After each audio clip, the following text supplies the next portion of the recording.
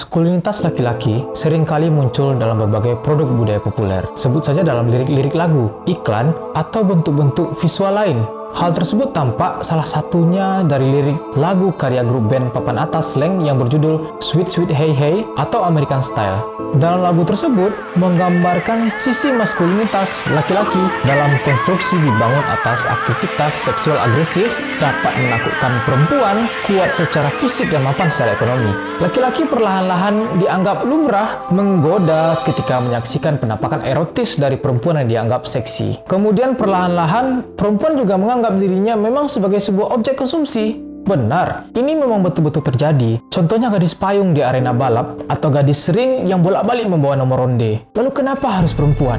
Ya tentu saja, kedua arena tersebut didominasi oleh laki-laki. Karena itu gadis-gadis tadi dikonstruksikan juga sebagai simbol maskulinitas pria dan telah menjadi objek konsumsi baru.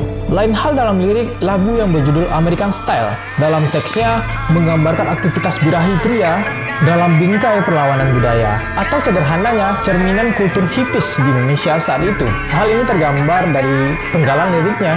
Kamu boleh cium aku, tapi jangan katakan cinta. Dalam kajian literatur budaya, tubuh merupakan salah satu bentuk objek konsumsi baru. Pihak yang selalu menjadi korban selalu saja perempuan, dan jarang sekali ada berita yang memberitahu tentang pelecehan seksual yang dialami oleh pria. Ya hanya perempuan, karena perempuan telah dikonstruksikan sebagai sebuah objek konsumsi baru. Padahal perempuan dan tubuh berhubungan dalam ikatan emansipasi. Maksudnya emansipasi ini menyangkut jenis kelamin atau tubuh secara fisik. Selama ini, produk-produk budaya populer seringkali berurusan dengan masalah perempuan, beserta representasinya yang menonjolkan sikap tidak adil, tidak seimbang, eksploitatif dalam kerangka ketidaksetaraan gender. Inilah yang kita maksud dengan feminisme. Setidaknya ada 3 kelompok feminisme yang tengah berkembang saat ini, yaitu yang pertama, feminisme liberalis, kemudian ada feminisme radikal, dan feminisme sosialis. Pada dasarnya, perbedaan dari kelompok feminisme ini terlihat dari pola gerakan mereka. Feminisme liberalis dengan pendapat-pendapat moderat,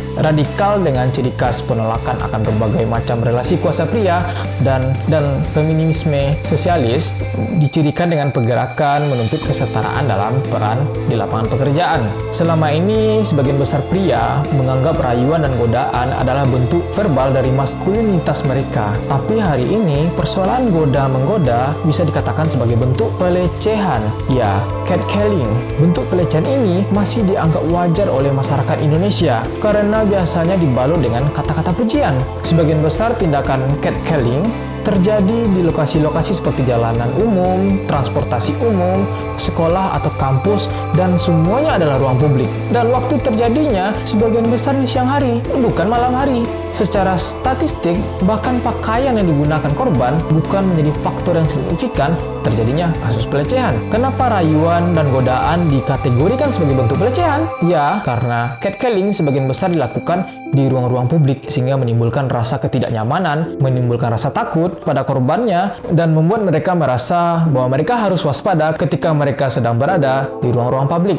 Jenis-jenis pesan verbal yang disampaikan oleh pelaku catcalling kepada korbannya ada beberapa macam. Di antaranya dalam bentuk nada, misalkan suara kecupan, suara ciuman dari jauh, siulan, dan yang kedua dengan cara berkomentar, biasanya mengomentari bentuk tubuh atau secara kalimat tidak melecehkan tetapi dikatakan dengan tujuannya yang melecehkan. Ada juga yang terang-terangan mengatakan hal yang vulgar mengenai korban. Selain itu, pandangan mata yang berlebihan juga termasuk pelecehan karena membuat yang dipandang merasa tidak nyaman. Misalnya, seseorang yang memandangi orang lain dari ujung kaki hingga ujung kepala. Catcalling merupakan salah satu produk dari budaya patriarki. Penempatan laki-laki di atas perempuan menyebabkan terjadinya relasi kuasa sehingga tidak tercapai kesetaraan gender. Budaya patriarki ini bukan hanya dilanggengkan oleh laki-laki, namun juga ada peran perempuan yang turut serta di dalamnya. Perempuan dalam budaya patriarki sudah terbiasa didominasi oleh laki-laki.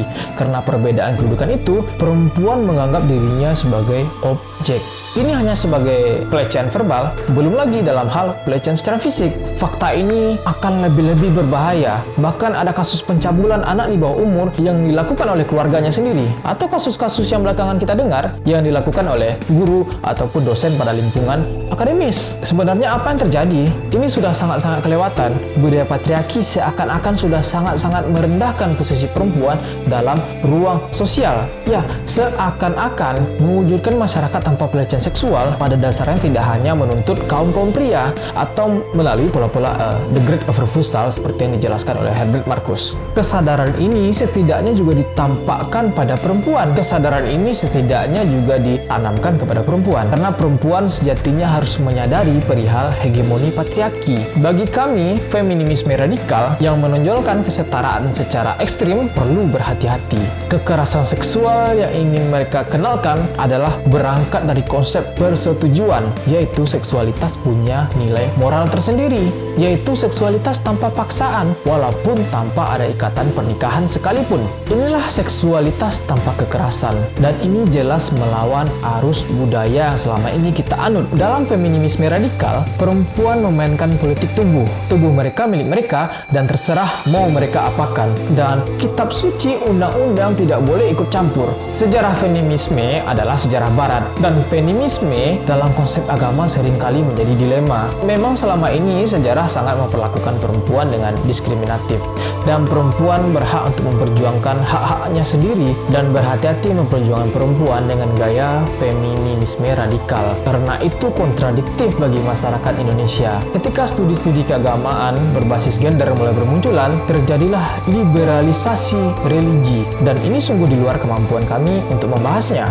Yang ingin kami sampaikan adalah, jika memang tubuh adalah objek, maka tubuh harusnya menjadi alat tukar yang tidak akan pernah ditukarkan dengan apapun.